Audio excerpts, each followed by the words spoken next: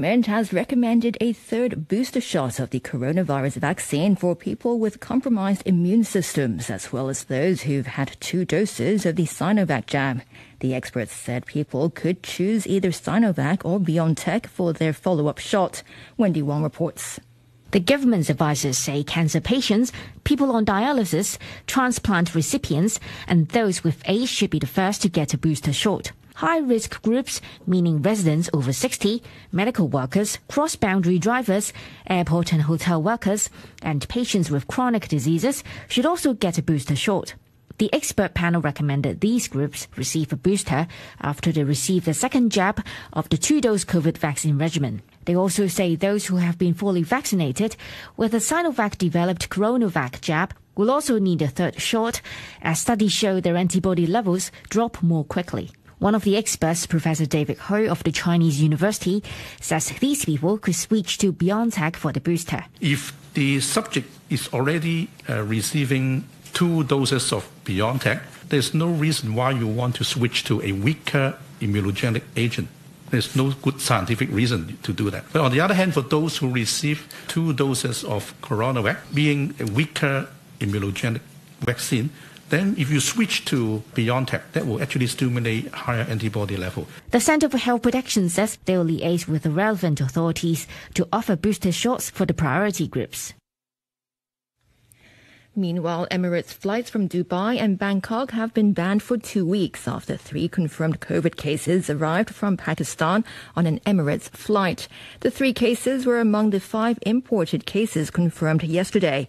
The other 2 were from the United States. Lawmakers have passed a bill that allows authorities to ban movies which are deemed to be contrary to the interests of national security. They've called for the ban to be extended to regulate online videos as well. Damon Pang reports. Under the new law, authorities could pull films that have already been approved for screening if they are considered to be glorifying or supporting acts that could endanger national security. Before endorsing the amendment to the Film Censorship Ordinance, several councillors said they wanted the government to extend the regulation to cover not only movies to be screened in theatres, but also online videos. But Commerce Minister Edward Yao insisted that such an extension requires careful and comprehensive studies. He spoke through an interpreter. We hope that the bill will commence as soon as possible to enhance the film censorship system and to plug the loopholes. If we are to add online regulation, it would go beyond the original intent of the ordinance, not to mention the technological and enforcement considerations. Mr. Yao added that the law change won't affect the actual operations of the film industry, saying officials believe that the vast majority of movies won't have anything to do with national security. He said the sector can follow clear-cut regulations and won't cross red lines by mistake. Federation of Trade Unions lawmaker Michael Look agreed, saying there are also national security laws in the U.S., yet no one would complain that Hollywood is not free. There are also bottom lines and red lines in the U.S. Nobody would make a film glorifying bin Laden or terrorist groups or Al-Qaeda, the lawmaker said. Under the new law, the maximum penalties for showing unapproved films are raised to 3 years in jail and a fine of $1 million. Ocean Park has posted a deficit of $31.8 million for the financial year that ended in June. Revenue fell by almost half as visitor numbers plummeted due to the pandemic. Professor Brian King from Polytechnic University's School of Hotel and Tourism Management told Timmy Song the results reflected the difficulties faced by the tourism sector. I mean, obviously it's not a good number, but I'd say, look, it could have been a lot worse, and reflects the difficult trading conditions for the tourism sector. I saw that attendance down 36%, revenues down 45%. However, the park was closed for 40% of the days during the year, and then with social distancing as well. I think the park management did a pretty good job containing costs, but obviously they need the guests to pay more, to spend more in the park. So, yes, it's not a good number, but could have been worse, I think. Do you think it would be difficult for the park to return to the black in the near future, as we're not expecting to see a return of mainland or even overseas travelers in the near future? Yes, I think that's right. I've always seen the restructure as a medium to long-term thing with no quick fix. You know, green staycations and the local market can certainly help. I think that the opening of Waterworld is a potential boost to revenues for the park. But look, it's going to take a while, and I think we need to be a bit patient. But do you think the Waterworld will actually make it even longer for Ocean Park to have some profit?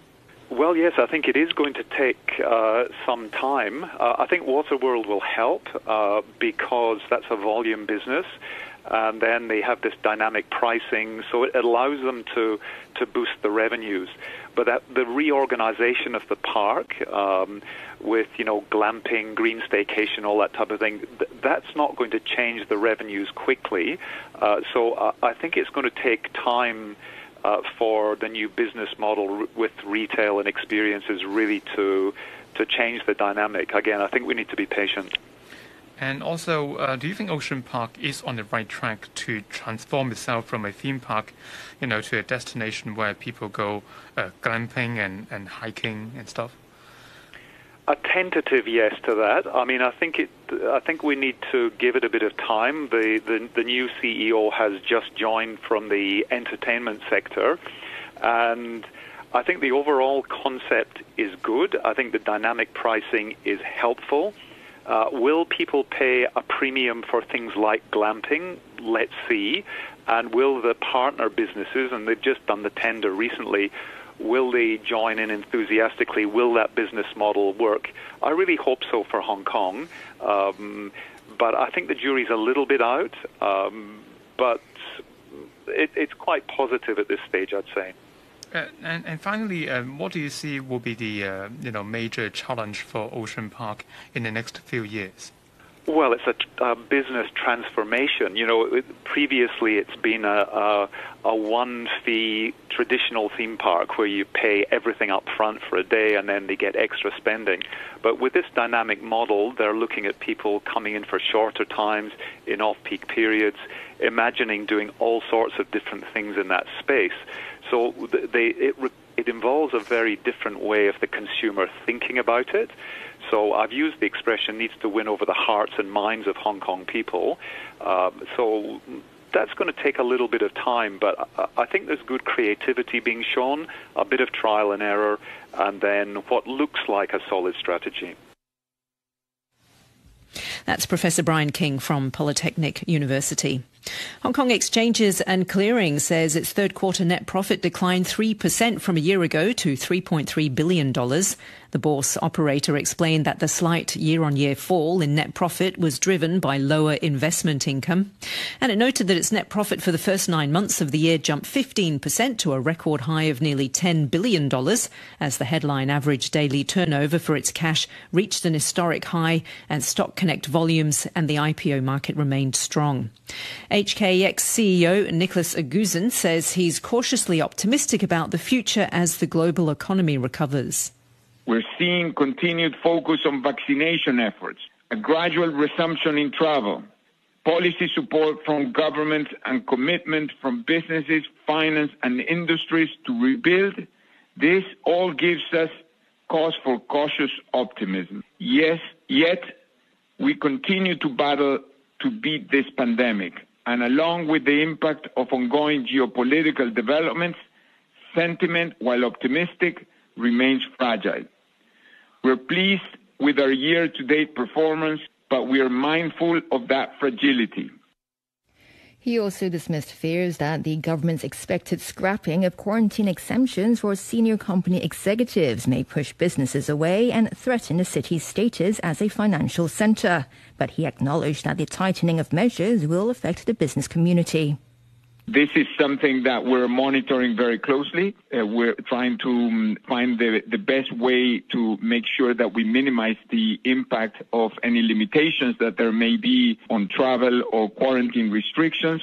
and we acknowledge that the effort is there to try to maintain control of the virus in the current circumstances. While I do believe that it has an impact, without a doubt, it is hard to say that Hong Kong's position as a financial center is being threatened or anything like that. And actually, some of the indications and numbers that we see go in the opposite direction.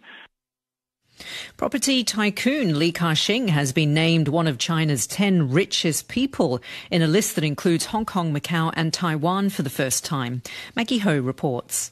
According to the Who-run China Rich List 2021, 93-year-old Li Ka-shing and his family ranked 8th with wealth of $33.4 billion. The richest person is Nongfu Spring bottled water entrepreneur, 67-year-old Zhong Shanshan, who has an estimated personal wealth of over $60 billion. Zhang Yiming, 38, founder of TikTok owner ByteDance, took second place after his wealth tripled last year to almost $53 billion.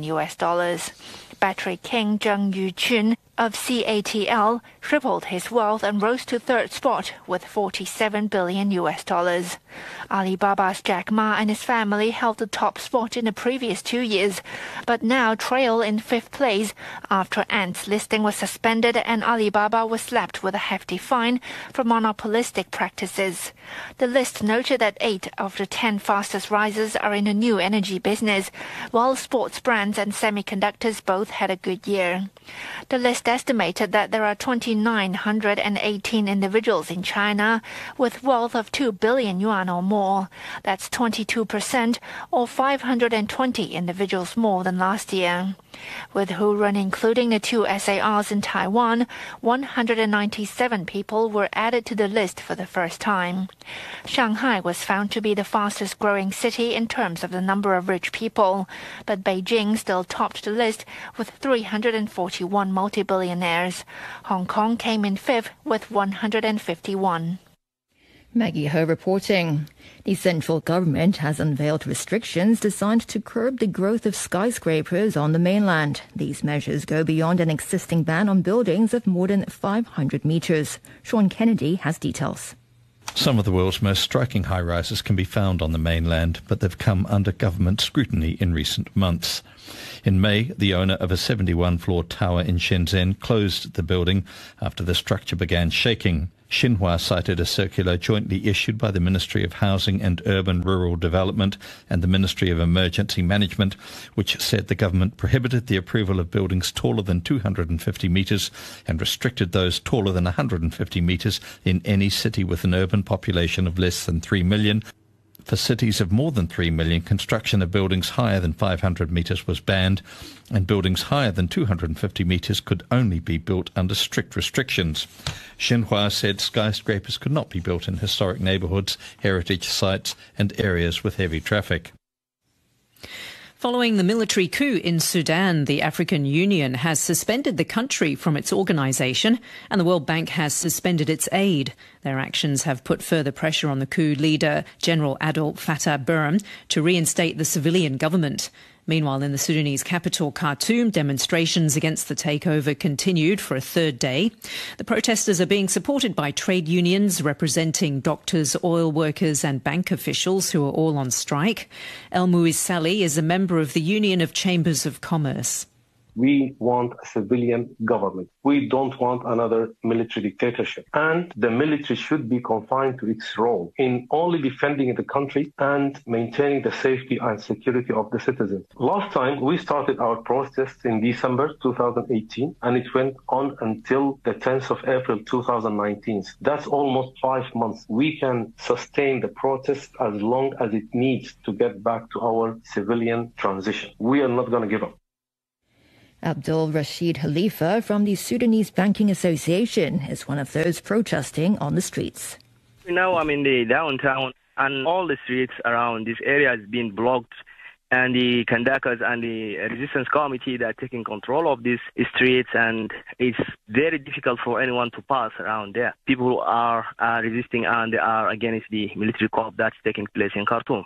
There are sometimes, for example, mainly if you went to El Menchia Bridge, you will find many of these military tanks and they're trying to scare people. They are firing guns and so on, but still people are just resisting.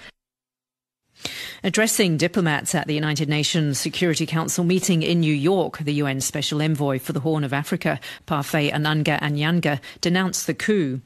The tragic event unfolding in Sudan following the unconstitutional change of government reflects the shaky transitions that many countries in the region are going through. It will be therefore critical to urgently restore the constitutional order in Sudan, consistent with the Constitutional Declaration as well as the Juba Peace Agreement. It's just 4 days until the UN Climate Summit begins in Glasgow, where world leaders will be looking at concrete ways of keeping global warming below 1.5 degrees Celsius by the end of the century. That involves changes to the way we heat our homes, the way we travel, the food we eat and grow. That's already a challenge for parts of the developing world where farmers are having to adapt to the changing climate. Catherine Megan is the General Counsel for the International Fund for Agricultural Development, a UN agency based in Rome, which helps to fund those kinds of changes. She says current food practices are unsustainable. There's not a fundamental or necessary mismatch between feeding people and preventing the world from overheating. Current food practices are frankly unsustainable, but by improving them, I think we can go a long way towards ensuring that nutritious food is there for all while we produce that food within planetary boundaries. You know, for example, if you look back over the last 70 years, there's been a focus on producing calories at low cost. And that's been accompanied by growing malnutrition, increasing food waste, and frankly, at high environmental cost. However, we live in a world of plenty, and studies show that we produce enough food to feed the world. I think really it's the way we produce and the way we consume food that's the problem. But I think a key piece that we also need to talk about is climate adaptation, going hand in hand with climate mitigation. Mitigation is focused on reducing emissions of greenhouse gases. Adaptation accepts that we are today in a massive climate challenge. There's a massive crisis. It's really too late to reverse climate change, though we hope to hold it back in the long term. Adaptation focuses on today. How can we reduce the negative impacts for people? So, for example, in farming, this means finding solutions to keep producing food while weather is erratic. We basically are working with small farmers to help them deal with the climate crisis, deal with drought, sea level rise, floods, so that one severe weather event doesn't wipe out their whole livelihood. That's climate adaptation. That's Catherine Megan from the International Fund for Agricultural Development. The International Labour Organization says the world's economy is not recovering as hoped from the pandemic, with a worse than expected effect on jobs and a growing gap between rich and poor countries. Here's the BBC's Imogen Folks. At the start of this year, as vaccines became available, there were some faint signs of economic recovery. Now the ILO says that recovery has stalled. Its projection for hours worked in 2021 is 4.3% lower than before the pandemic. That's the equivalent of losing 125 million full-time jobs. There's a big difference between rich and poor. Wealthy countries with rapid vaccine rollout are doing much better than developing nations who have received just a fraction of the doses they need. Wall Street indices drew back from record territory as enthusiasm over strong earnings results was overcome by concern over continued stalemate in Washington.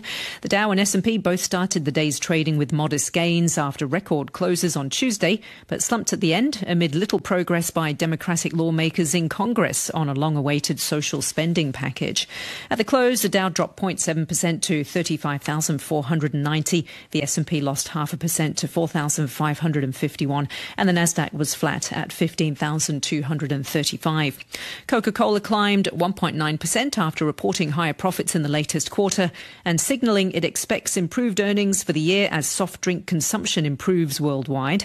Boeing closed down 1.5% after reporting a quarterly loss in a setback to its recovery from recent stumbles, citing ongoing troubles with the 787 aircraft.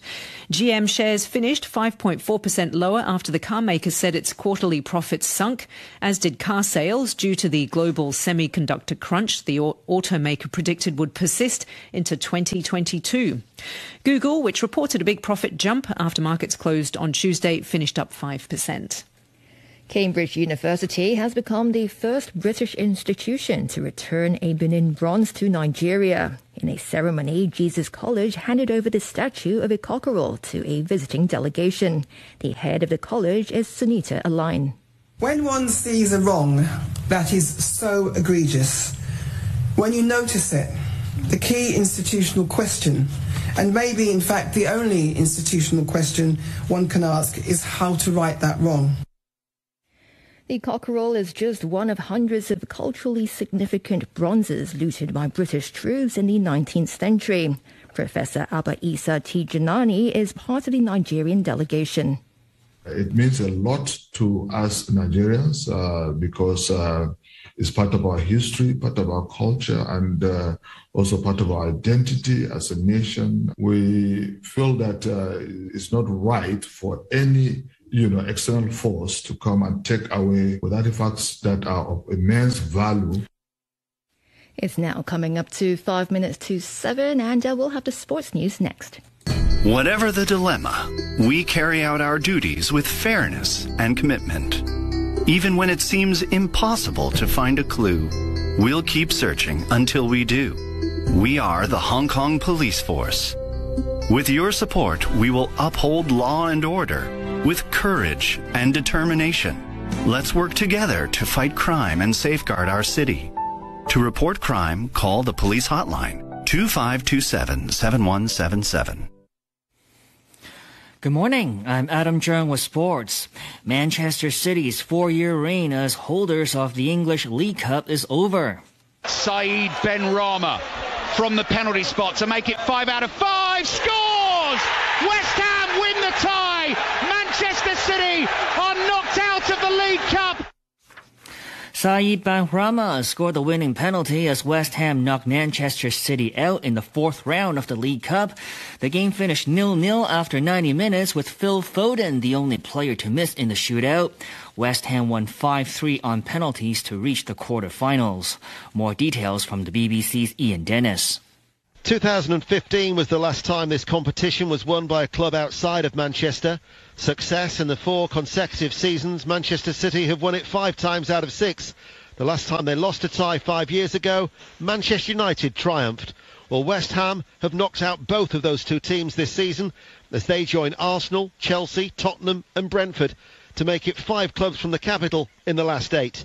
Liverpool and Leicester City complete the Premier League lineup, with the only other side, Sunderland of League One, hoping for an attractive home tie in Saturday's quarter-final draw. There was a huge shock in the German Cup as Bayern Munich were beaten 5-0 by Borussia Mönchengladbach. Algeria's Rami Bensebaini scored twice against the German champions. Bayern fielded a strong team featuring the likes of Robert Lewandowski and Thomas Muller. It was Bayern's heaviest defeat since 1978. In Spain, there was another defeat for Barcelona. Details from the BBC's Jordan Elgott. Memphis Depay missed a penalty as Barcelona lost at Rayo Vallecano to increase the pressure on manager Ronald Koeman. Radamel Falcao scored the game's only goal, leaving Barcelona 9th in La Liga, having lost 3 of their last 4 league matches. Real Madrid are still top on goal difference despite slipping up with a 0-0 draw at home to Osasuna. They're level on points with Sevilla, who drew 1-1 away at Mallorca, Real Betis, who beat Valencia 4-1 at home, and Real Sociedad. And in the last hour, Barcelona have announced that they've fired the coach, Ronald Koeman. The news was confirmed by Barca president Joan Laporta. Koeman leaves the club in 9th place in La Liga. On to cricket now. England have made it 2 wins from 2 matches at the T20 World Cup. In their latest match, they thrashed Bangladesh by 8 wickets in Abu Dhabi, watched by the BBC's Eleanor Oldroyd. A stroll in the Abu Dhabi sunshine for England. They eased home with 35 balls to spare for the loss of just 2 wickets. Bowling first, Moeen Ali again gave them the perfect start, taking 2 Bangladesh wickets in the power play. Chris Woakes conceded a miserly 12 for 1 wicket in his 4 overs. Livingston chipped in with 2 and Mills 3 at the death. And the batsman made easy work of a chase of 126. Jason Roy's 61 off 38 balls won him player of the match with an unbeaten 28 for David Malan. 2 defeats in 2 for Bangladesh, who've shown little sign of their pre-tournament T20 form so far in the group stages. England will go into Saturday's crunch game against Australia full of confidence. In the other game, Namibia defeated Scotland by 4 wickets. In baseball, the Atlanta Braves have taken the opening game in the World Series after scoring early against the Astros in Houston. Jorge Soler became the first player in baseball history to lead off in a World Series Game 1 with a home run. Soler and Adam Duvall each drove in 2 runs for the Braves, who raced to a 5-0 lead after 3 innings, and they never looked back. It finished 6-2. The 2 sides are back on the field for Game 2 later today. And finally, Hong Kong secured another bronze medal at the National Games for Persons with Disabilities in Shanxi. In athletics, Yam Kwok Fan came 3rd in the women's 200-meter T36 final. She clocked 35.16 seconds. It's her 2nd bronze medal after also coming 3rd in the women's 100-meter T36 on Monday. And that's your look at sports. Thanks, Atom. And now the weather before the news at 7. Mainly cloudy, 1 or 2 rain patches in the morning. Sunny intervals later with a top temperature of around 27 degrees. Winds moderate east to northeasterlies. Right now it's 25 degrees, relative humidity 78%. RTHK News. It's 7 o'clock. I'm Barry O'Rourke. An expert panel has recommended that people with compromised immune systems should get priority for the 3rd dose of coronavirus vaccine. The panel said cancer patients, transplant recipients and people on dialysis or suffering from AIDS should be the first to get a booster shot. One of the experts, Professor David Hoy, said people who've had 2 Sinovac jabs could also switch to BioNTech for their booster. If the subject is already receiving 2 doses of BioNTech, there's no reason why you want to switch to a weaker immunogenic agent. There's no good scientific reason to do that, right? But on the other hand, for those who receive 2 doses of CoronaVac, being a weaker immunogenic vaccine, then if you switch to a BioNTech, that will actually stimulate higher antibody level. Lawmakers have passed an amendment to the film censorship law to allow the authorities to ban movies on national security grounds. They also urged the government to extend the ban to online videos as well. But Commerce Minister Edward Yao said such an extension would require careful study. Under the new law, authorities can also pull films that have already been approved for screening if they're considered to be glorifying or supporting acts that could endanger national security. The Chief Secretary, John Lee, says it was the government's duty to take swift action against the alliance in support of patriotic democratic movements of China, which was struck off the company's register this week. Responding to reporters' questions about the decision by the Chief Executive in Council, which considers that the group's goal of ending one-party dictatorship amounted to subversion, Mr. Lee said there was no room for compromise in this area. Ocean Park has posted a full-year loss of $31.8 million, despite receiving $1.45 billion in public funds. Natalie Ching reports. The public money was given to the park to tide over the pandemic, but the park still saw a deficit this year. The park explained that revenue plunged 45% compared to the previous year to $393 million, citing a 36% drop in visitor numbers to 1.4 million. The park was forced to close for nearly 150 days during the period. The central government has imposed strict restrictions upon the construction of new skyscrapers. Xinhua quoted a joint circular from 2 government ministries that said there was a ban on the approval of buildings of more than 250 metres in height and strict restrictions on buildings higher than 150 metres in any city with a population of less than 3 million. Xinhua also reported a ban on buildings higher than 500 metres in cities with more than 3 million, and buildings taller than 250 metres could only be built under strict restrictions. You're listening to the news on RTHK.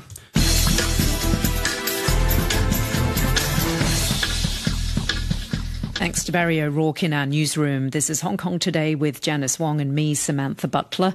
Coming up in the next half hour, we'll get reaction from the International Chamber of Commerce after the government announced it would soon scrap quarantine exemptions to prevent COVID cases coming into the city.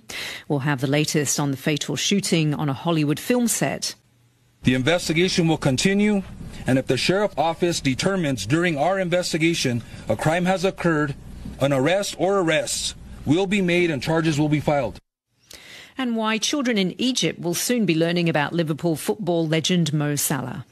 But first, lawmakers have amended the film censorship law to allow the authorities to ban movies on national security grounds. They can also revoke approval that's been previously granted. The legislators also wanted the amendment to cover online videos, but the Commerce Minister Edward Yao said that this would require more study. He spoke through an interpreter. We hope that the bill will commence as soon as possible to enhance the film censorship system and to plug the loopholes. If we are to add online regulation, it would go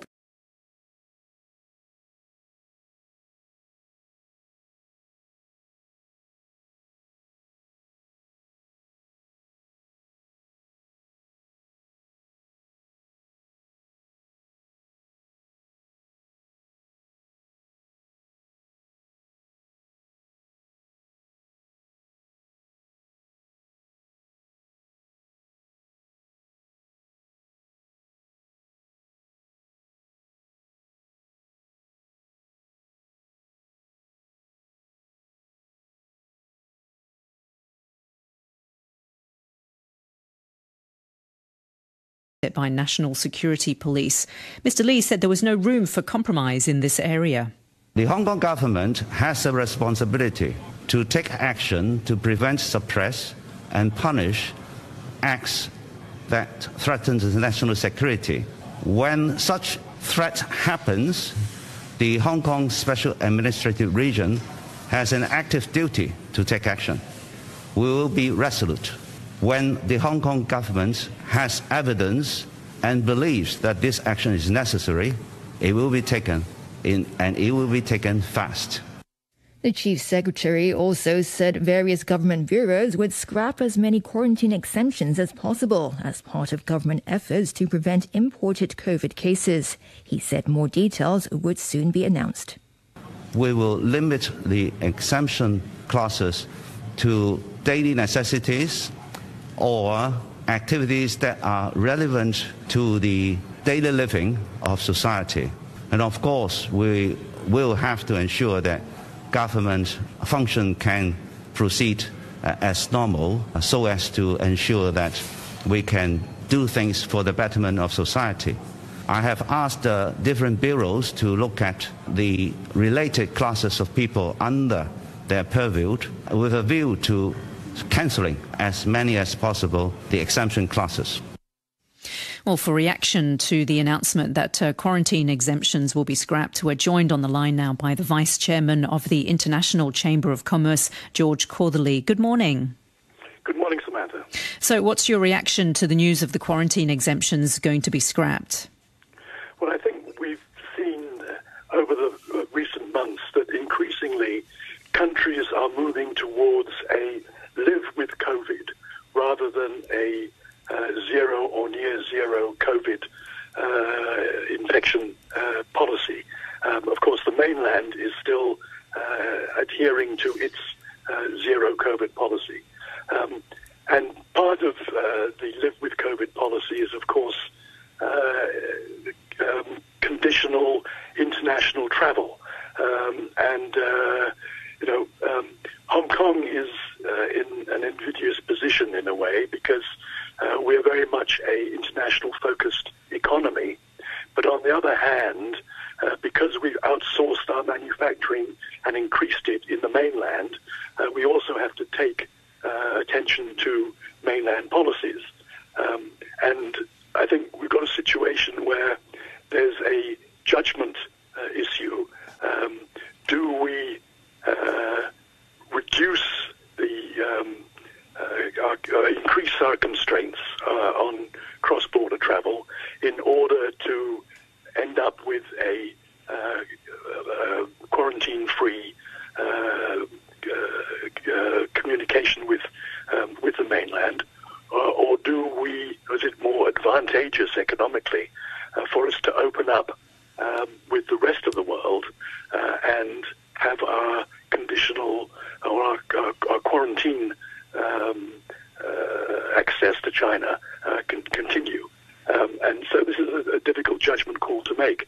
In the International Chamber of Commerce, we feel, in view of the international element of our economy, it's probably economically more beneficial for us to open up to the rest of the world rather than first, because we also feel that the mainland, given the level of vaccination it's achieving, will move to a live with COVID mode in due course. Now, whether that is, say, in March after the Olympics, or whether it is towards the end of the year after the party congress, that's a matter of conjecture. But I think probably by the end of 2022, the mainland will have moved to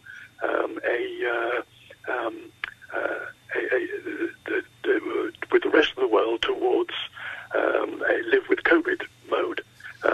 So I think perhaps it's better for us to do that earlier rather than later.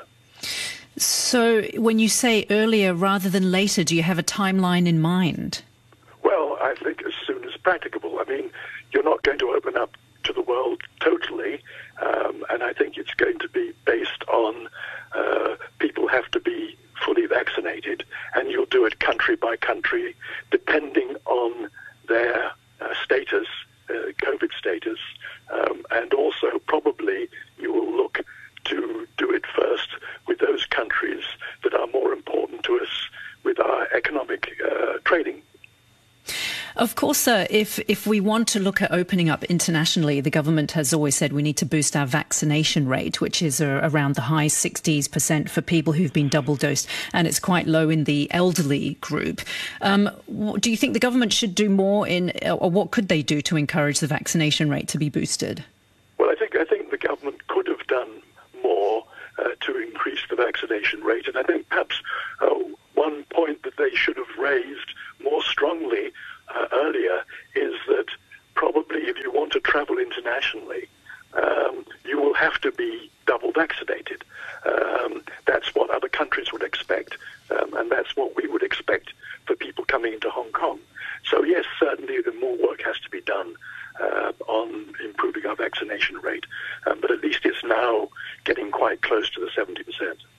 Now, when you look at Hong Kong tightening its measures to bring it more in line with the mainland so it can focus on opening the mainland border first before international borders, do you have any indication from any members in the International Chamber of Commerce that they might end up leaving Hong Kong?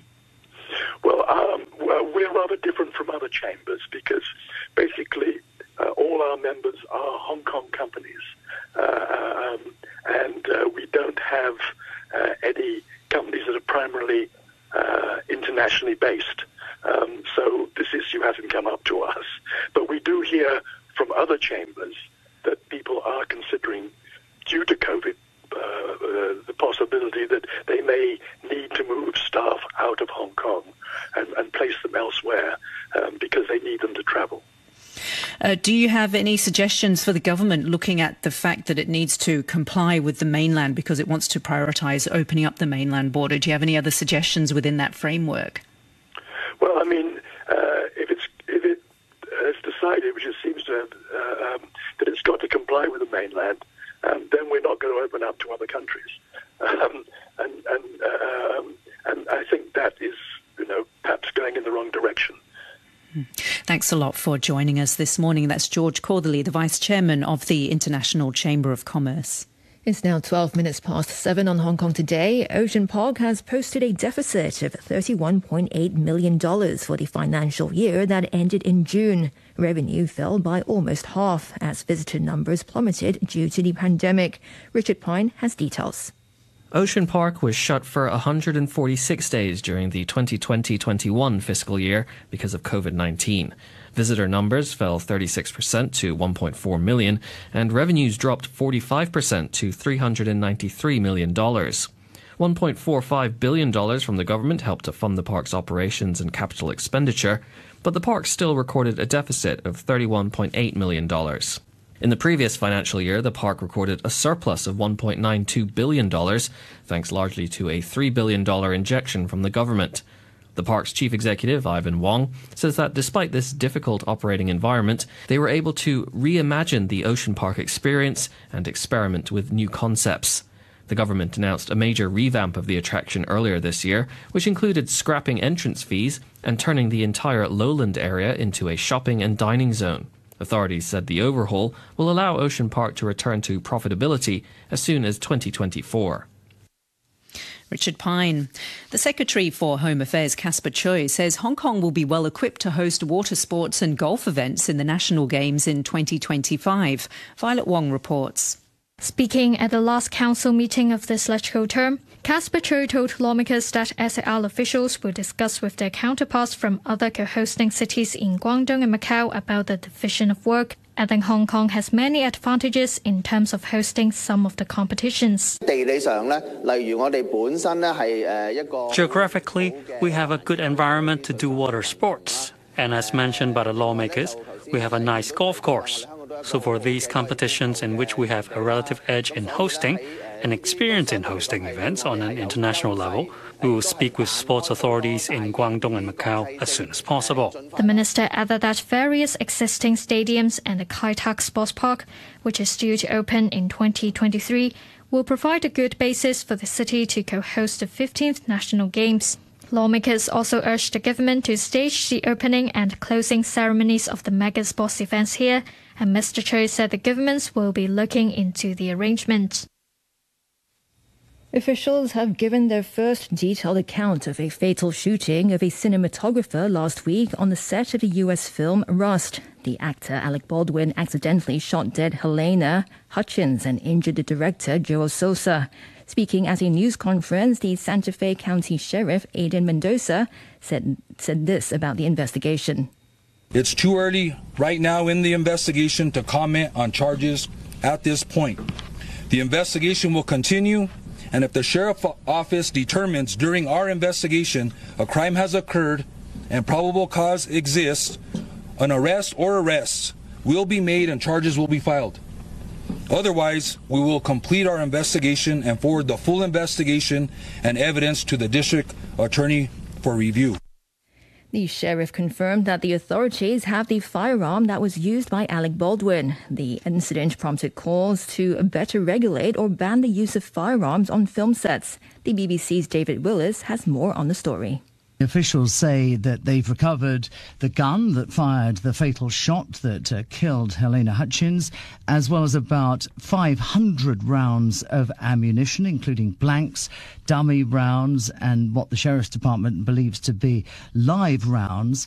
They say that they've also recovered the lead projectile that they believe killed the cinematographer, and that was recovered from the shoulder of director Joel Sousa, who was standing just behind her. And pressed on the matter, the Santa Fe Sheriff Aiden Mendoza said it was a suspected live round that killed Miss Hutchins, and that casing, that lead projectile, has been sent to the FBI along with the gun for analysis. He said he can't confirm that it was a live round until both the gun and the casing undergo further testing. But increasingly, this is starting to look as though this gun was checked on set by the assistant director, but there were a number of bullets in it, and not all of the bullets were checked.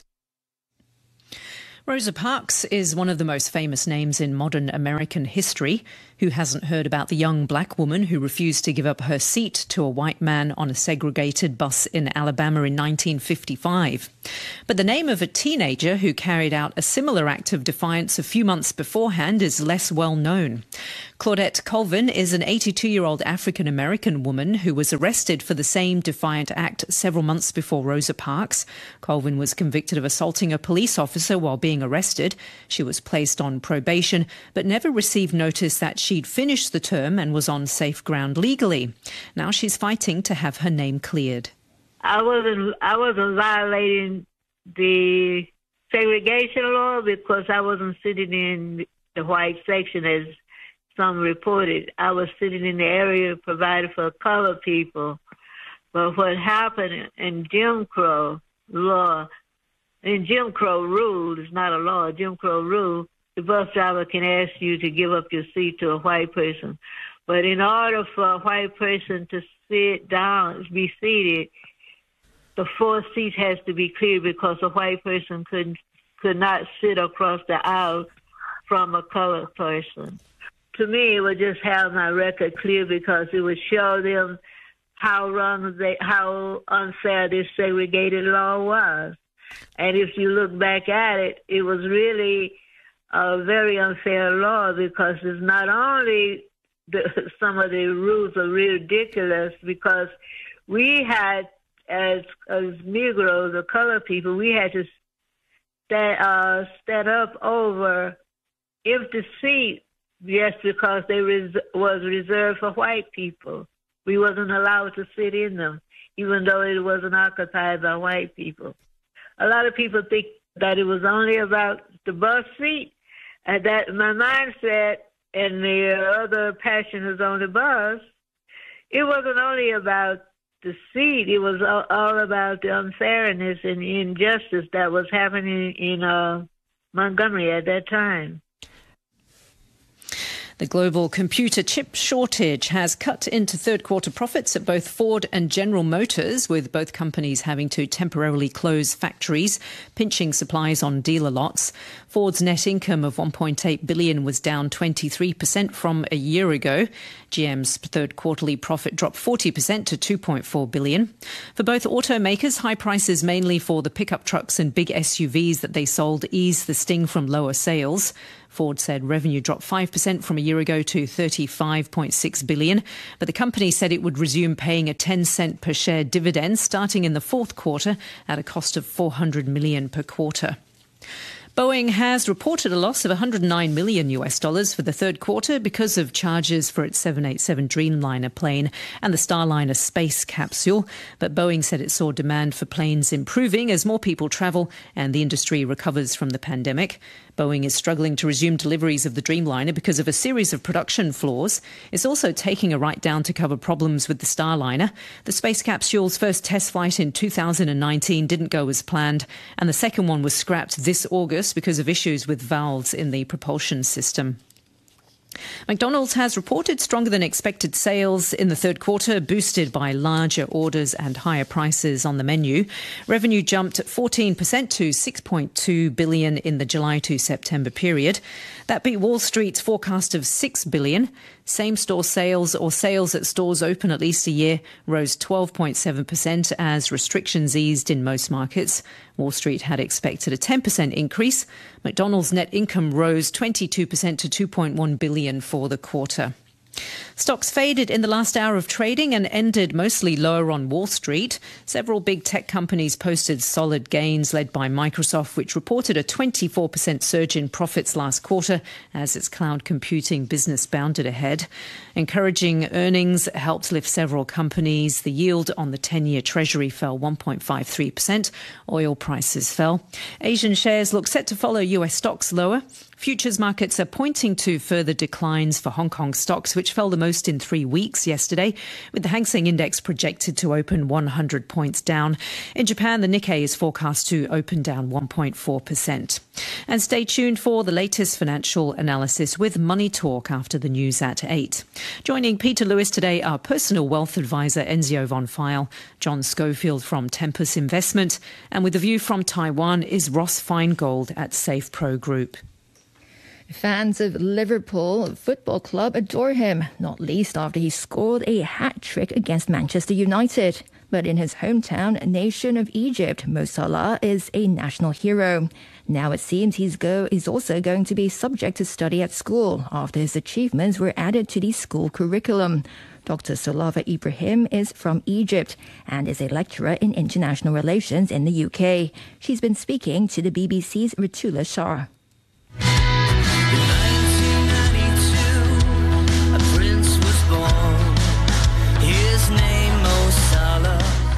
Well, I think Mo Salah represents an aspiration window for all, not just Egyptian youth, but African youth and youth in the Middle East. The fact that he comes from a fairly poor background and in a very small village, and he made it all the way to the top in a very sort of consistent and resilient way. He represents this unifying force for a lot of Egyptians because he cuts across religious, sport affiliations, nationalities. The youth can very much relate to him.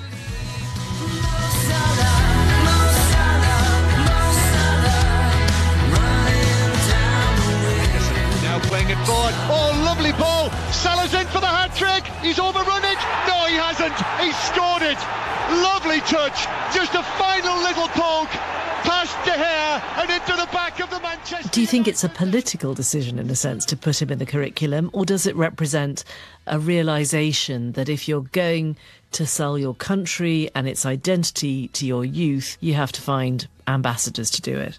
Well, for sure. I mean, Egypt has had a long history and a lot of it is related to its pharaonic past. But when you tell people, what do you know about Egypt nowadays, you need to have that kind of symbol to which people can relate.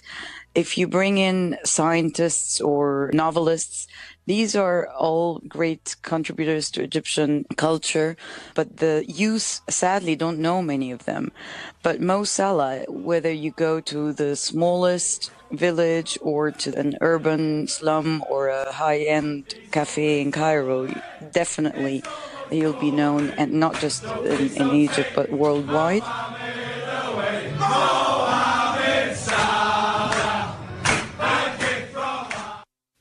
That's Dr. Solava Ibrahim. Coming up next here in Hong Kong Today, more sport.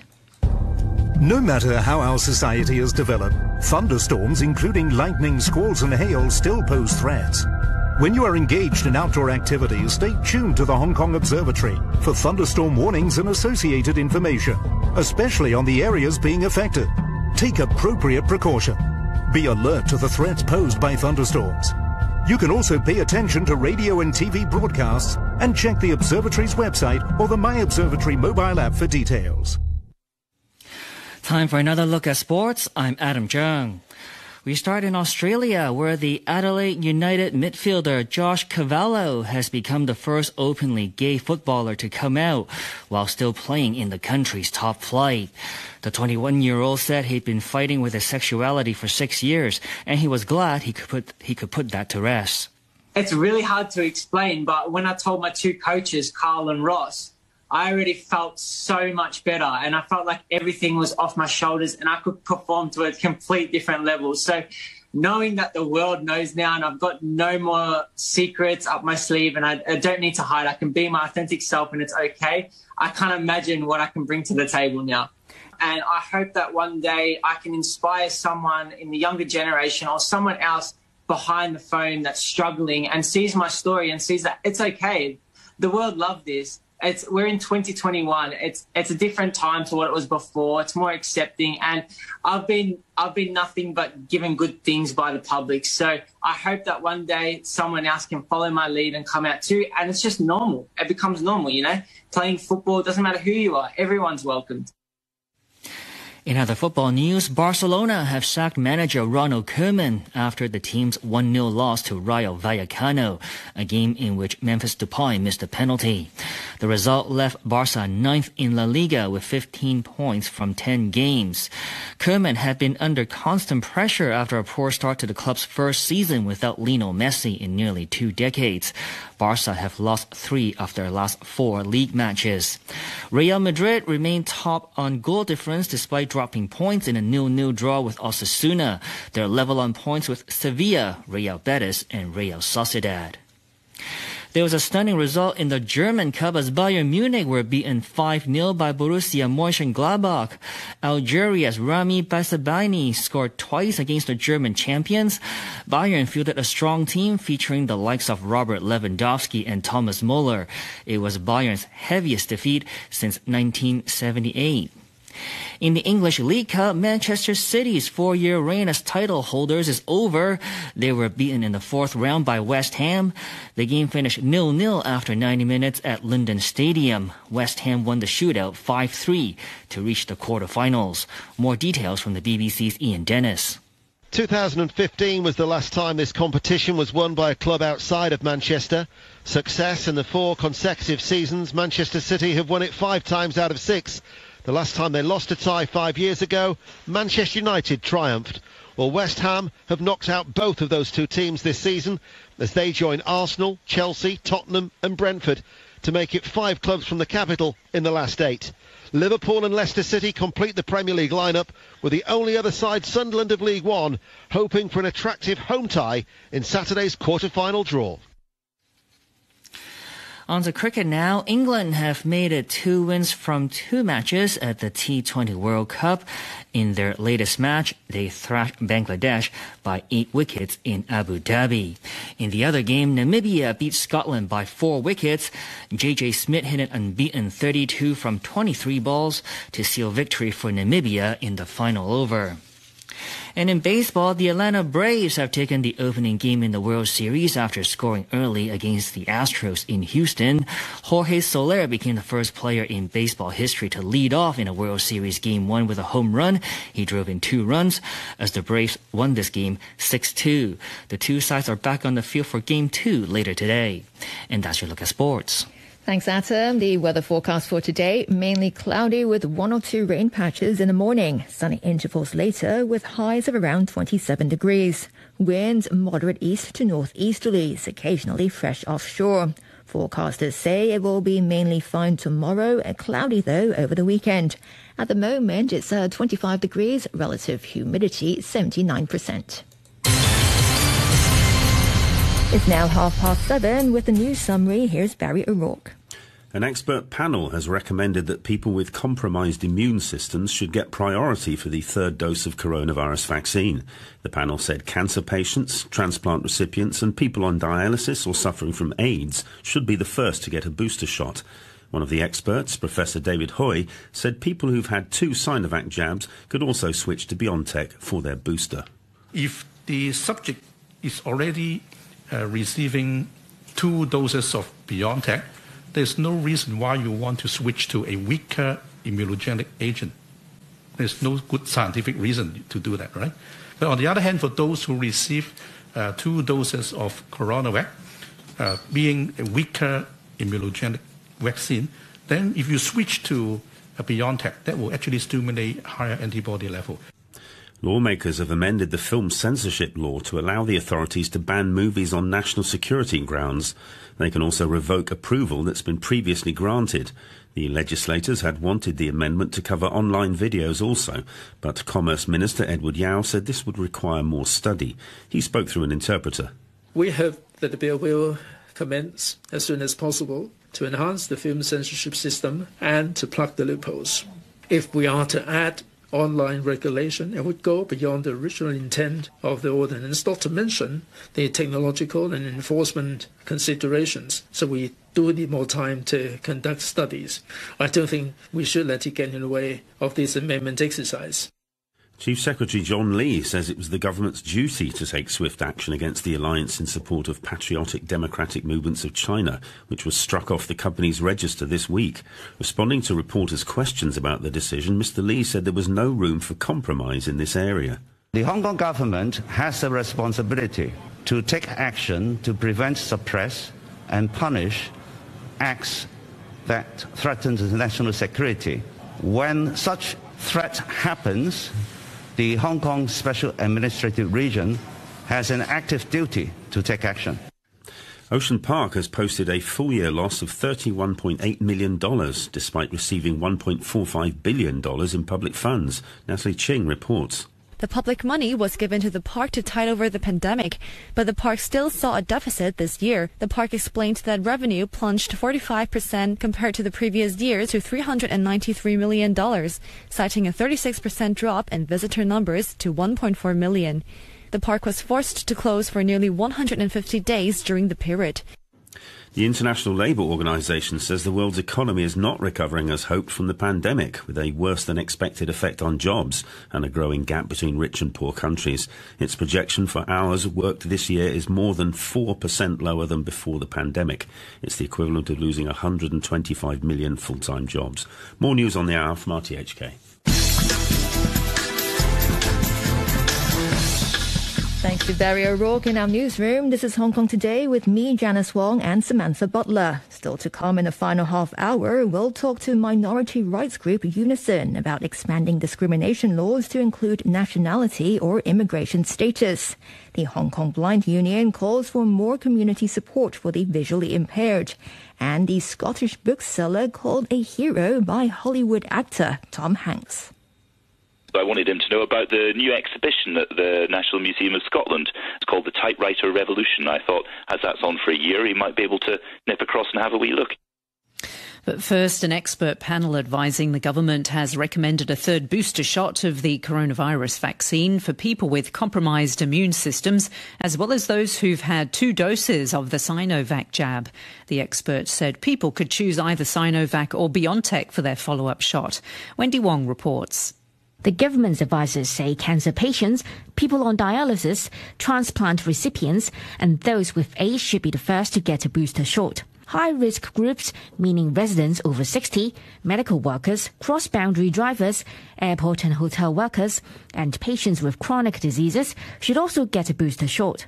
The expert panel recommended these groups receive a booster after they receive the second jab of the 2-dose COVID vaccine regimen. They also say those who have been fully vaccinated with a Sinovac-developed CoronaVac jab will also need a third shot, as studies show their antibody levels drop more quickly. One of the experts, Professor David Ho of the Chinese University, says these people could switch to BioNTech for the booster. If the subject is already receiving 2 doses of BioNTech, there's no reason why you want to switch to a weaker immunogenic agent. There's no good scientific reason to do that. But on the other hand, for those who receive 2 doses of CoronaVac, being a weaker immunogenic vaccine, then if you switch to BioNTech, that will actually stimulate higher antibody level. The Centre for Health Protection says they will liaise with the relevant authorities to offer booster shots for the priority groups. Meanwhile, Emirates flights from Dubai and Bangkok have been banned for 2 weeks after 3 confirmed COVID cases arrived from Pakistan on an Emirates flight. The 3 cases were among the 5 imported cases confirmed yesterday. The other 2 were from the United States. Lawmakers have passed a bill that allows authorities to ban movies which are deemed to be contrary to the interests of national security. They've called for the ban to be extended to regulate online videos as well. Damon Pang reports. Under the new law, authorities could pull films that have already been approved for screening if they are considered to be glorifying or supporting acts that could endanger national security. Before endorsing the amendment to the Film Censorship Ordinance, several councillors said they wanted the government to extend the regulation to cover not only movies to be screened in theatres, but also online videos. But Commerce Minister Edward Yao insisted that such an extension requires careful and comprehensive studies. He spoke through an interpreter. We hope that the bill will commence as soon as possible to enhance the film censorship system and to plug the loopholes. If we are to add online regulation, it would go beyond the original intent of the ordinance, not to mention the technological and enforcement considerations. Mr. Yao added that the law change won't affect the actual operations of the film industry, saying officials believe that the vast majority of movies won't have anything to do with national security. He said the sector can follow clear-cut regulations and won't cross red lines by mistake. Federation of Trade Unions lawmaker Michael Look agreed, saying there are also national security laws in the U.S., yet no one would complain that Hollywood is not free.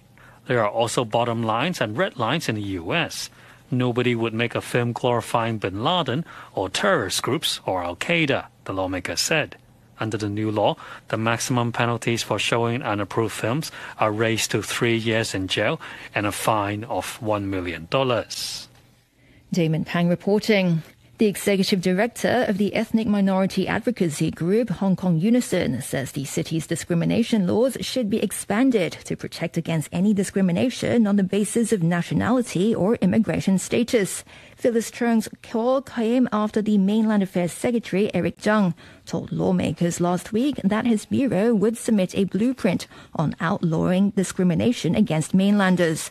To discuss this further, Ms. Cheung now joins us on the line. Good morning, Ms. Cheung.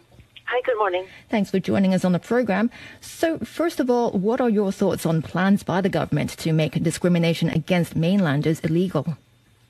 I think this is politically correct, but the fact that it is only extending it to amending the law to just only protect mainlanders is not what the international human rights obligations, because now there are express sections that make clear that nationality, citizenship, and residency are not within the protected characteristics. But the international human rights obligations always call to require protection from discrimination on the grounds of nationality and also immigration status, because residency status is very much related to immigration status. So we feel that the EOC should not separate and distinctly only include residency status. And in fact, residency status of ethnic minorities is also very important. So it's not just the discrimination affecting residency status only affecting mainlanders. Now, ethnic minorities have long complained about discrimination. Has the situation changed much during the pandemic or over the past few years? We feel actually because of this loophole in the law, especially in terms of house rental, it's been very difficult. And in fact, the EOC chair has written also an opinion editorial a few weeks ago on the housing issues. The problem is because landlords and also real estate agents know that there is this loophole, and so they said they won't of course outrightly say we don't rent to people of a certain ethnicity, but they would say let me look at your passport. If it's not an SAR passport, they said we don't rent to passport holders of say different countries, and this even happened to people of white color. Can you give me some examples, any specific examples you can share with us? That's exactly, people walking into a real estate agent looking for apartments, and then they would ask, what is your nationality? Are you a SAR passport holder? And would you say the discrimination against ethnic minorities is worse than discrimination against mainlanders? In terms of using nationality or immigrant status, I don't think so, because they are also related to national origin. Because if ethnic minorities face discrimination, then it's very likely that they are discriminated based on the grounds of their ethnicities, national origin, and color, rather than nationality or immigration status. But the thing is, because there's this loophole, people are using this loophole to discriminate, and they're not violating any laws. So what changes do you think should be made to the race discrimination ordinance to protect both mainlanders as well as ethnic minorities in Hong Kong? We there is not going to be an express provision just protecting mainlanders on the grounds of residency status. It should be a broader protection, because it should be a broader protection that anyone with discrimination against on the grounds of nationality and also immigration status. So including actually all ethnic minorities. And in fact, in 2003, there had been a debate in the Legislative Council with the motion requested that the Hong Kong government to legislate against discrimination, and that the protected grounds group should include new immigrants from mainland China, ethnic minorities, and foreign domestic helpers. And the Legislative Council passed this motion unanimously. And so this demonstrates that there's a substantial social support for the legal protection for all these groups. So with if the law is going to be amended, it should not be only extended to new immigrants from China. And the Equal Opportunities Commission, it has already submitted a report to the government providing some directional proposals on how the race discrimination ordinance should be reviewed to eliminate discrimination against mainlanders. How are you going to follow up on this? Will you be meeting with the EOC to express your views, or? Yes, we are trying to meet with the EOC and discuss, because this residency status, nationality, and also citizenship were actually two of the higher priorities. Two of the four higher priorities that require further consultation and research, according to the EOC Discrimination Law Review submission to the government. But we don't see that it's going parallel. It seems like the residency status, especially for new immigrants or mainlanders, is going a lot quicker, and a lot more work has been done versus nationality and also citizenship status. All right, we'll have to leave it there, but thanks for joining us this morning. And that's Phyllis Cheung from the Executive Director of Hong Kong Unison. The Hong Kong Blind Union says people who are visually impaired have a higher quality of life if they enjoy greater community support. But the union said a lot more could still be done to help them. Kelly Yu reports. When I first lost my eyesight, I felt very lost and panicked. I isolated myself for quite a long time before going through rehabilitation. After losing my eyesight, I felt like I've lost my confidence and I have nothing left. 39-year-old Sandy recalled her distress when she went blind in 2014 from retinal detachment. But now, thanks to community support and rehabilitation training, she's turned her life around working as a barista at a social enterprise.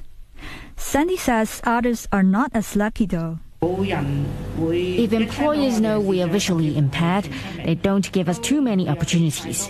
But I don't think I'm incapable. I just lack a platform or the opportunity. She was one of 167 visually impaired people interviewed by the Hong Kong Blind Union between last November and May this year. The study found that those who've received more support from the community, such as Sandy, have a higher quality of life.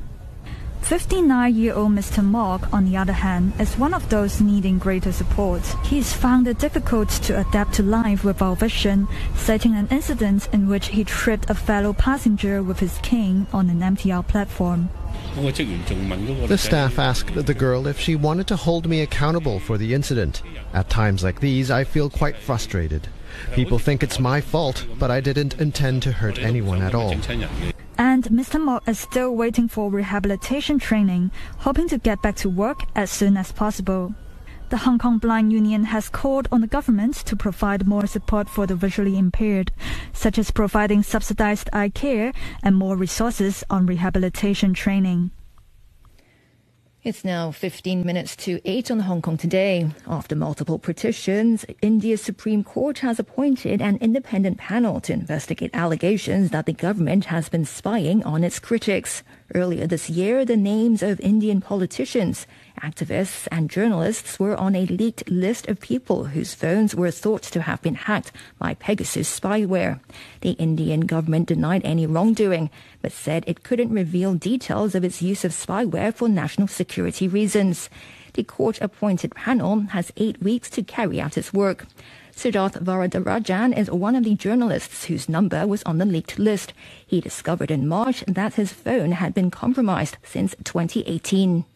I think the Supreme Court's decision today is going to send a very stern message to the government that you can't use national security arguments to justify the violation of privacy on such a large scale, or to target the opposition, or to target journalists and human rights defenders. When we reported the results of our findings in July, the government's response was to simply go into denial. I mean, they wouldn't say yes or no when asked whether they had bought Pegasus. And even when the Supreme Court asked them, they refused to answer the question, citing national security. But now that the Supreme Court has set up a committee whose mandate is to establish whether Pegasus was bought and used, besides other things, I think the government will find it much more difficult to duck this kind of line of investigation. So we feel very vindicated as a media organization that led the in India on this project. The government tried raising the national security argument during the course of the hearing in the court. And now that the court has considered that objection and overruled it and said that, constitutional guarantees of human rights and civil liberties, warrant that citizens not be subjected to unaccounted surveillance or unlawful surveillance, and we are going to get to the bottom of this. So it's not open to the government anymore to cite national security when the Supreme Court has explicitly said that national security arguments cannot be a free pass to do whatever you want. The journalist said if the committee confirmed that Pegasus was used against opposition figures, it could be a major political setback for Prime Minister Narendra Modi, and said there were parallels to the Watergate scandal that led to the resignation of US President Richard Nixon in the 1970s. If the committee is able to confirm or corroborate our findings that Pegasus was indeed used against opposition political figures, journalists, etc. But let's just focus on the opposition, right? I think this will be a major political setback for the government, because this establishes that it has illegally used public resources in order to compromise the integrity of India's democratic system, India's electoral system. That has enormous political implications. I think it has legal implications too, because this would be classified as a violation of India's Prevention of Corruption Act. So I think the stakes are very high.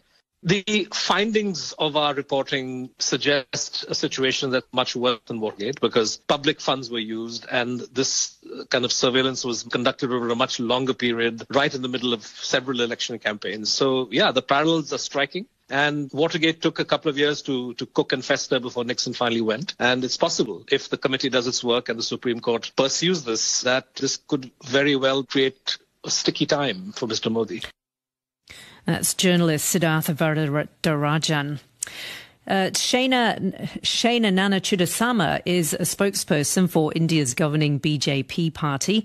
She said the government would cooperate with the investigation, but maintains it didn't misuse its power, and she accused some journalists of having their own agenda. I think that if we really have to look at this independent committee to investigate, it's very, very clear that our government has not misused our power. Having said that, since the matter is sub judice, I think the response that comes to cases lodged by certain Indian journalists and activists who have their own agenda, so be it. But do understand that Pegasus is a cyber weapon capable of hacking or targeting smartphones, but this is normally used when it comes to finding out about terror activities or activities to destabilize the country. So I hope that this committee will comprise of people who are experts, cybersecurity experts, and hopefully the report will be out in 2 months. So let's hold our horses before we get into further conspiracy here. I don't think there's a question. The Honorable Supreme Court has talked about this expert group that will have the powers to call witnesses and seek documents as part of the fact-finding mission. But the government has done nothing wrong, so we have nothing to hide and nothing to be worried about. But having said that, if there is a certain propaganda politics where you have leaders of the opposition like Mr. Rahul Gandhi who talk about leaked records of some fake 50,000 numbers, then that too must be substantiated with proof. So I think it's important to understand that no credible information will be overlooked, but the government is not going to be in some kind of a denial mode if we have done anything to safeguard India from anti-India campaigns. But at the same time, if there are people spreading their own conspiracy theories, that too must be checked.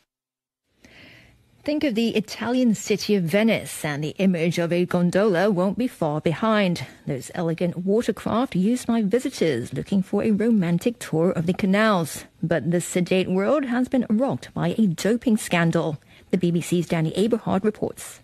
It's early September, and some of Venice's most experienced gondoliers are battling it out in one of the most prestigious races of the city's historical regatta.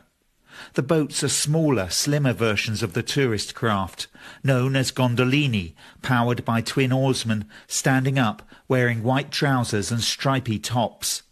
Coming in a very creditable second are brothers Renato and Roberto Bussetto. But their glory has now been stripped away. Renato has tested positive, not for steroids or some powerful performance enhancer, but rather for marijuana. He's been handed a 13-month ban. It's the first time the world of Venetian rowing has been buffeted by such a scandal. Renato Bussetto's lawyer has called the decision unfair. He said the anti-doping regulations didn't appear in the rules for participating. A UK official says the impact of Brexit on the UK economy will be worse in the long run compared to the pandemic. Richard Hughes, the chairman of the Office for Budget Responsibility, said leaving the EU would reduce the UK's potential GDP by about 4% in the long term. He said forecasts showed the pandemic would reduce GDP by a further 2%. His comments come after his office said the cost of living could rise at its fastest rate for 30 years, with suggestions inflation could hit almost 5%. Hollywood actor Tom Hanks has sent a letter to an Edinburgh bookshop owner calling him a hero for his work repairing typewriters. Hanks' love affair with typewriters isn't a new one. Here he is on the radio show Desert Island Discs back in 2016. Everybody is allowed a luxury, something that makes life alone on this castaway island just a little bit more bearable. What's yours? A working manual typewriter. And paper, you know, a sheaf of paper in there as well. Certainly. Because with that, you can go anywhere. You'll always have something to do with a typewriter. I know you know typewriters. Is there any particular model you want? Let's take a Hermes 3000, made in Switzerland, indestructible. If manual typewriters ever evolved to the absolute top, could never be improved, the state-of-the-art, it was the Hermes 3000. Tom Hodges is the bookseller labelled by the two-time Oscar winner as a hero. He reveals what Hanks wrote to him. We do have a Hermes 3000 made by Swiss Palliard back in the 60s. Great machines. I wrote on an older machine than that. I wrote on my grandfather's 1939 Remington Noiseless. It's quite quiet for a typewriter. But yes, I wrote a little letter to him just saying I'm a typewriter mechanic, got a little bookshop here in Edinburgh, and also I wanted him to know about the new exhibition at the National Museum of Scotland. It's called the Typewriter Revolution. I thought, as that's on for a year, he might be able to nip across and have a wee look. So he wrote back this. Now, this was an extraordinary letter for a number of reasons. The first thing that struck me was the amazing letterhead, which says Jamboree Attractions, Thomas A. Parker. Now, Thomas A. Parker was an Elvis Presley promoter back in the day. Yeah, I'd been working on a biopic where he plays this character. So he'd picked up some of these letterheads from the set of the film. So he wrote me a little letter just explaining, first of all, what the letterhead was all about. He was also very happy with my letter and was very friendly and warm and kind, and told me that he was writing back on a Smith Corona Starling, and he thinks it was made probably around about the same time as my granddad's Remington Noiseless. That's Tom Hodges. Coming up next here in Hong Kong Today, more sport. The Chief Executive has announced the 2021 policy address. With the national security law and improved electoral system, Hong Kong is back on the right track of one country, two systems. We will continue to leverage our unique advantages to boost the economy. The artificial islands in the central waters and the Northern Metropolis Development Strategy will fundamentally resolve the land and housing problem. Building a bright future together, the 2021 policy address. Time for our last look at sports. I'm Adam Zhang. We start with football's English League Cup, where Manchester City's 4-year reign as title holders is over. Saeed Benrahma from the penalty spot to make it 5 out of 5. Scores! West Ham win the tie. Manchester City are knocked out of the League Cup. Saïd Benrahma scored the winning penalty as West Ham United ousted Manchester City from the League Cup. The game finished 0-0 after 90 minutes at London Stadium. West Ham won the shootout 5-3 to reach the quarter-finals. More details from the BBC's Ian Dennis. 2015 was the last time this competition was won by a club outside of Manchester. Success in the 4 consecutive seasons, Manchester City have won it 5 times out of 6. The last time they lost a tie 5 years ago, Manchester United triumphed. Well, West Ham have knocked out both of those 2 teams this season as they join Arsenal, Chelsea, Tottenham and Brentford to make it 5 clubs from the capital in the last 8. Liverpool and Leicester City complete the Premier League lineup, with the only other side, Sunderland of League One, hoping for an attractive home tie in Saturday's quarter-final draw. There was a stunning result in the German Cup as Bayern Munich were beaten 5-0 by Borussia Mönchengladbach. Algeria's Rami Bensebaini scored twice against a 海洋公園嘅經營未見起色，固然係受到外在因素拖累，但係要擺脫衰落，只有靠海洋公園自救。奈何1年以嚟，海洋公園得到撥款之後，仍然係處於半放棄狀態，一味係縮減營運開支。政論話，有學者擔心海洋公園會淪為負債黑洞，向政府攤大手板，用公帑埋單，淪為財政上嘅無底深潭。《東方日報》政論。明報社評話，新一屆立法會必定同過去好唔一樣，行政主導預料將會進一步強化，會唔會過度側向行政一邊？點樣體現問責原則，反映社會多元多樣性，值得關注。社評話，好多新措施、新政策，一係就唔夠進取，一係就存在明顯缺失。立法會有責任督促政府切實解決問題，唔容許官員蒙混過關。明報嘅社評。文匯報嘅社評就話，美國國務卿布林肯發表聲明，就話支持台灣參與聯合國嘅體系，形容係務實做法。社評話，美國為咗壓制中國崛起，操弄不計後果嘅遊戲，係玩火自焚，要承受破壞亞太同埋世界和平嘅嚴重後果，背負歷史罪責。文匯報社評。信報嘅社評話，第26屆聯合國氣候變化大會將會喺星期日喺蘇格蘭嘅名城格拉斯哥舉行。氣候問題全球合作嘅大前提係中美合作，而中美矛盾好大程度受台灣問題影響。美國國務卿布林肯發表聲明揚言支持台灣參與聯合國體系，中方就指斥美方繼續打台灣牌，必將嚴重損害美方自身嘅利益。社評話，想防止地球升溫，睇嚟首先要中美兩國嘅競爭熱度降溫。信報社評。時間接近朝早嘅8點鐘，提一提大家，東北季候風正係影響住華南，同時一道雲帶覆蓋廣東沿岸。今日嘅天氣預測係大致多雲，早上有1、2陣雨，日間部分時間有陽光，最高氣溫大約係27度。展望聽日日間大致天晴，週末期間多雲，下週初部分時間有陽光。現時氣溫係25度，相對濕度77%。今朝節目到呢度，拜拜。拜拜。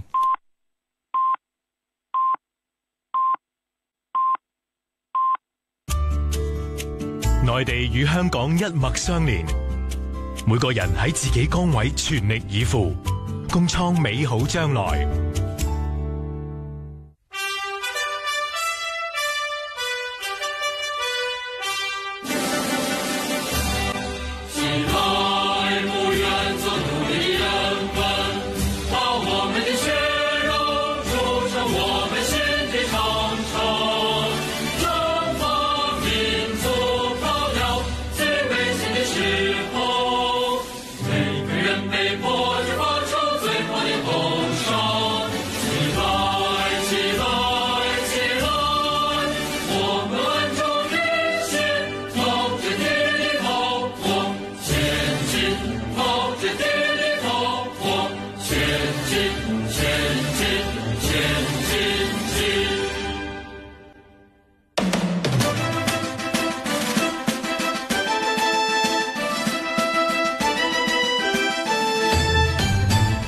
香港電台新聞報道。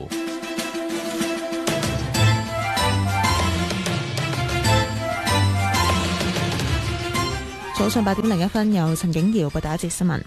一名26歲男子涉嫌尾隨一名女子返屋企，被控遊蕩罪，今日會喺屯門裁判法院提堂。案發喺星期一凌晨，一名24歲女子返屋企嘅時候，被一名男子尾隨佢到位於天水圍嘅住宅單位。警方調查之後鎖定涉案男子，前日喺天水圍一個公共屋邨單位內將佢拘捕。警方拘捕一名男子，懷疑佢偷的士，同埋喺同九龍同新界33宗嘅車內盜竊案有關，失竊嘅財物大約4萬元，包括現金同電話。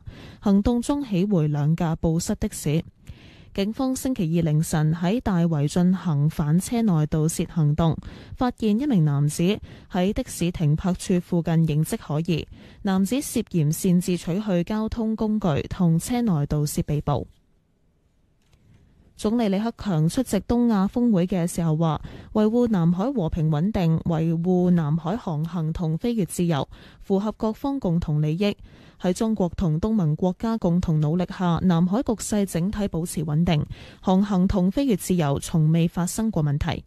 李克強話，中國同東盟正係積極推進南海行為準則磋商，同意盡早達成有效同富有實質內容、符合國際法嘅準則，希望各方支持地區國家將南海建設成為和平、友好和合作之海。李克強出席東盟同中日韓領導人會議嘅時候，強調要加緊推動區域全面經濟夥伴關係協定盡早生效。路透社引述外交消息報道，中國尋求同東盟訂立戰略夥伴關係協定。國家主席習近平將會喺下個月同東盟領導人舉行特別視像峰會。美國簽發首本喺護照性別一欄並非標示男或女，而係 X 嘅護照。國務院發言人普賴斯話，國務院一直更新有關美國護照同海外出生領事報告性別標記嘅政策，以更好地為所有嘅美國公民服務，不論佢哋嘅性別。國務院已經簽發第一本冇標示性別嘅美國護照，喺性別欄顯示為 X， 即係代表非二元、跨性別同埋非常規性別人士。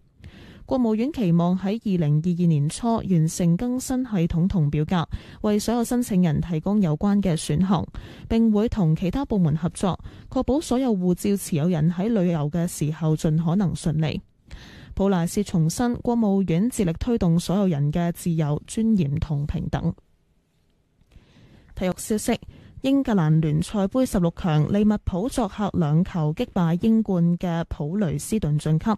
紅軍喺62分鐘打破僵局，南野拓實接應傳中近柱射入，奧力治84分鐘後嘅建功，幫球隊奠定勝局。曼城作客韋斯咸，雙方法定時間互無紀錄，喺互射12碼，曼城嘅霍頓宴客以3-5被韋斯咸出局，爭取5連敗夢碎。李斯特城主場被白禮頓逼和2-2，李斯特城互射12碼以4-2晉級。另一場熱刺作客1球擊敗般尼，賓福特2-1淘汰英冠嘅史篤城。